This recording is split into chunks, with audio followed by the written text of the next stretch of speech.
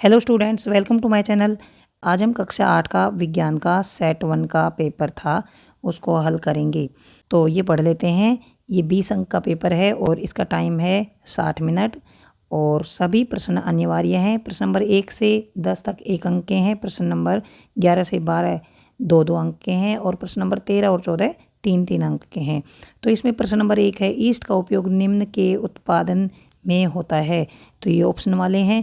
तो चीनी के उत्पादन में नहीं होता है, हाइड्रोक्लोरिक भी नहीं आएगा, ऑक्सीजन भी नहीं आएगा। अल्कोहल के उत्पादन में ईस्ट का उपयोग किया जाता है। प्रश्न नंबर 2 है, संचरणीय रोगों का सबसे मुख्य कारक डैश है। संचरणीय रोग वो रोग होते हैं जो कि एक अस्वस्थ व्यक्ति से स्वस्थ व्यक्ति में फैल जाते हैं। तो चींटी नहीं आएगा, ड्रैगन मक्खी नहीं आएगा, तितली नहीं आएगा। घरेलू मक्खी इसका सबसे मुख्य कारक है। घरेलू मक्खी संचरणीय रोगों को सबसे ज़्यादा फैलाती है। प्रश्न नंबर 3 से 8 तक खाली स्थान भरो। तो प्रश्न नंबर 3 है, एक स्थान पर एक ही प्रकार के बड़ी मात्रा में उगाए गए पौधों को डैश कहते हैं। तो इसका उत्तर आएगा फसल कहते हैं। तो एक ही स्थान पर एक ही प्रकार के पौधे उगाते हैं, बड़े लेवल पर बहुत बड़ी जगह में एक ही प्रकार के पौधे अगर एक ही जगह पर उगाते हैं तो उसको फसल कहते हैं। प्रश्न 4 है, क्षतिग्रस्त बीज जल की सतह पर तैरने लगेंगे। तो ये एक तरीका होता है कि स्वस्थ बीज और अस्वस्थ बीजों को छांटने का। तो एक बाल्टी लेंगे, उसमें पानी भर लेंगे और उसके अंदर अगर हम बीज डालते हैं, उसके अंदर कोई भी बीज डालते हैं, जैसे गेहूँ डाल दिया, सरसों डाल दी, तो जो अच्छे बीज होंगे, जो स्वस्थ बीज होंगे, वो तो नीचे डूब जाते हैं। जो क्षतिग्रस्त मतलब टूटे फूटे बीज होते हैं वो ऊपर तैरने लगते हैं। तो इसका आंसर आएगा तैरने। प्रश्न 5 है, सूक्ष्म जीवों को डैश की सहायता से देखा जा सकता है। भाई सूक्ष्म जीव होते हैं, बहुत ही छोटे होते हैं, उनको हम ऐसे ही देख ही नहीं सकते, तो उनको हम सूक्ष्मदर्शी की सहायता से देखते हैं।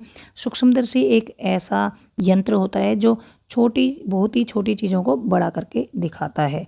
प्रश्न नंबर 6 है, डैश तथा डैश जीवाश्म ईंधन है। जीवाश्म ईंधन वो होते हैं जो कि पौधों या जीवों के जीवाश्मों से बनते हैं।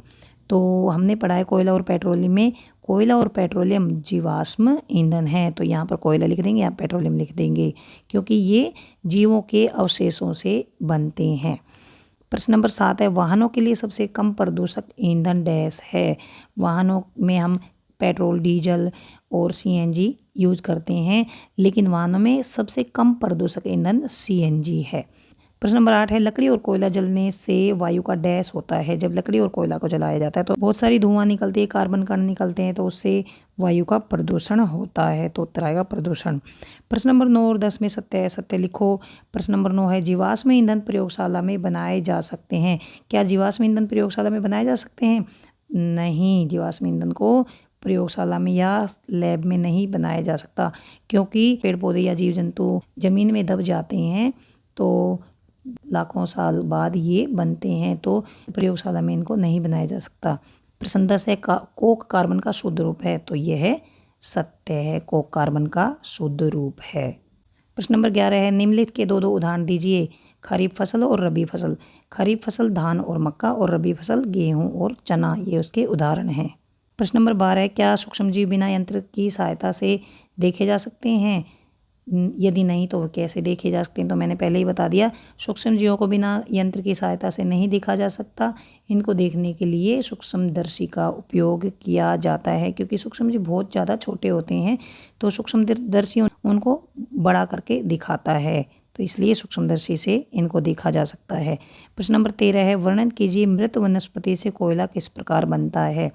उत्तर है, लगभग 300 मिलियन वर्ष पूर्व जलीय क्षेत्रों में घने वन जो बाढ़ जैसी प्राकृतिक प्रक्रियाओं के कारण मृदा के अंदर दब गए थे।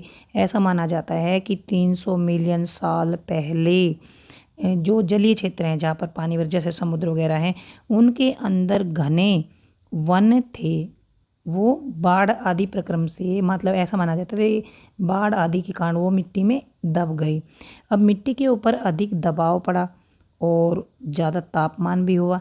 जैसे मान लीजिए हम सोते हैं और हमारे ऊपर एक रजाई डाल दी, दूसरी डाल दी, 3 डाल दी, 4 डाल दी, 5 डाल दी, तो हमें बहुत ज़्यादा गर्मी लगेगी और हमारे ऊपर बहुत ज़्यादा प्रेशर भी बनेगा। तो जैसे जैसे वे गहरे होते गए उनका ताप भी बढ़ता गया और उच्च दाब भी, और उच्च ताप पर पृथ्वी के भीतर मृत पेड़ पौधे धीरे धीरे कोयले में बदलते गए और इस प्रक्रिया को कार्बनीकरण कहा जाता है। तो इस तरह से कोयला बनता है। प्रश्न नंबर 14 है दहन की परिस्थितियों की सूची बनाइए कि कोई भी चीज़ जब जलती है मतलब उसका दहन होता है तो वो कब होता है, जब उसका तापमान ज्वलन ताप के बराबर हो और ऑक्सीजन की उपस्थिति हो, मतलब ऑक्सीजन अगर होगी तो कोई चीज़ जलेगी, नहीं तो नहीं जलेगी, और ईंधन या ज्वलनशील पदार्थ होना चाहिए, मतलब कोई भी ज्वलनशील पदार्थ या फिर दाह्य पदार्थ होना चाहिए। दाह्य पदार्थ मतलब जो जल जाए, जैसे पत्थर तो दाह्य होता है, लकड़ी दाह्य पदार्थ होती है। तो ये 3 परिस्थितियाँ दहन के लिए होती हैं। ये पेपर हमने सोल्व कर दिया है। तो अगर आपको समझ आ गया है प्लीज़ मेरे चैनल को सब्सक्राइब करें, और अगर आप इंग्लिश मीडियम में पढ़ना चाहते हैं तो मेरा दूसरा चैनल है अंजुर साइंस, इसमें आप जाइए और इसमें काफ़ी सारी मैंने एक्टिविटीज़ अपलोड कर रखी हैं, वो देखिए। इतनी भी उसमें इंग्लिश यूज़ नहीं कर रखी कि आपको समझ नहीं आएगा, आप भी उन्हें अच्छी तरह से देख सकते हैं, उससे आपको काफ़ी सारे टॉपिक समझने में आसानी होगी। तो अगर आप इंग्लिश मीडियम में पढ़ना चाहते हैं तो मेरे दूसरे चैनल अंजुर साइंस पर जाइए, हिंदी मीडियम में पढ़ना चाहते हैं तो आप मेरे इस चैनल को सब्सक्राइब करें, और अगर किसी भी टॉपिक पर आपको वीडियो चाहिए तो आप कमेंट बॉक्स में लिख कर पूछ सकते हैं, मैं उसके लिए अलग वीडियो बनाकर पोस्ट कर दूँगी। तो यहाँ तक वीडियो ख़त्म होता है। अगर आपको समझ आ गया please subscribe my channel, share to your friends and like. कुछ समझ नहीं आए तो कमेंट बॉक्स में लिख कर पूछ सकते हैं। Thanks for watching.